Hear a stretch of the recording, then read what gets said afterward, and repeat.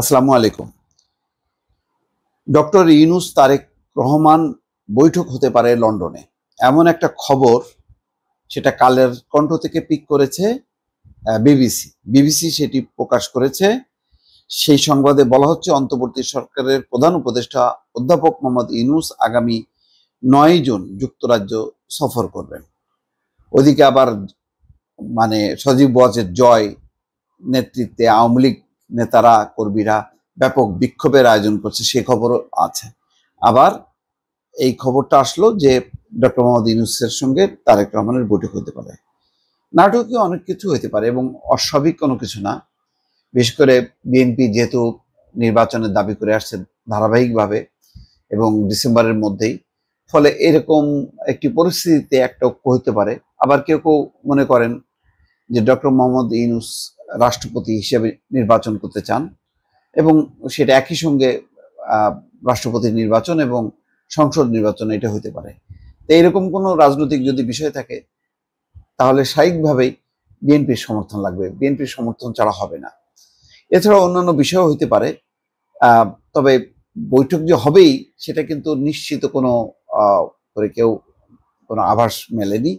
একটা সম্ভাব্যতা যাচাই করা হচ্ছে বা একটা পারসেপশনের উপর আমি বলবো যে এই রিপোর্টটা করা হয়েছে, যে এই সফরের সময় লন্ডনে অবস্থানরত বিএনপির ভারপ্রাপ্ত চেয়ারম্যান তারেক রহমানের সঙ্গে তার কোনো আনুষ্ঠানিক বৈঠক বা সৌজন্য সাক্ষাৎ হবে কিনা সেই বিষয়ে সম্ভাবনা যাচাই করা হয়েছে।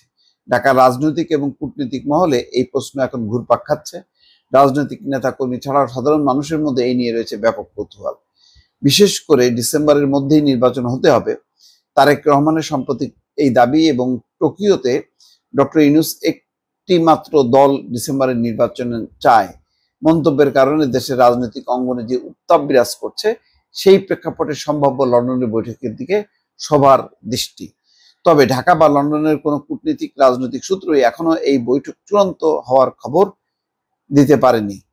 এই সংবাদে প্রধান উপদেষ্টা এবং বিএনপির ভারপ্রাপ্ত চেয়ারম্যানের মধ্যকার প্রস্তাবিত বৈঠক আয়োজন নিয়ে যোগাযোগের সঙ্গে সংশ্লিষ্ট সূত্রের বরাত দিয়ে দুই নেতার মধ্যে লন্ডনে একটি বৈঠক আয়োজনের চেষ্টা চলছে বলে নিশ্চিত করা হয়েছে। হতে পারে, আমি যেটা বলছি যে একটা রাজনৈতিক পরিস্থিতি যদি ডক্টর মোহাম্মদ ইউনূস এবং তারেক রহমান বৈঠক করেন, এটা তো খুবই রাজনৈতিক সংকট। বিশেষ করে ফ্যাসিবাদ বিরোধী লড়াইয়ে এই দুই ব্যক্তি দুইজনই এফেক্টেড, দুইজনই আক্রান্ত, ফলে তাদের মধ্যে একটা রাজনৈতিক ঐক্যটা হয় স্বাভাবিক। যদি না হয় সেটাই বরং অস্বাভাবিক, এবং সেটা একটা ভালো সুযোগ যে ডক্টর মোহাম্মদ ইউনূস যেহেতু লন্ডনে যাচ্ছেন, সুতরাং তিনি তারেক রহমানের সঙ্গে বৈঠক করতেই পারেন। সরকারের তরফে আনুষ্ঠানিক বা অনানুষ্ঠানিক যোগাযোগ অব্যাহত রয়েছে বলে উল্লেখ করা হয়েছে। তবে জাতীয় নির্বাচনের তারিখ, রোডম্যাপ ঘোষণার ইস্যুতে সরকার এবং বিএনপি সহ সমমনা দলগুলোর সঙ্গে যে দূরত্ব তৈরি হয়েছে তার সম্ভাব্য বৈঠক আয়োজনে কিছুটা বাধা হয়ে দাঁড়িয়েছে।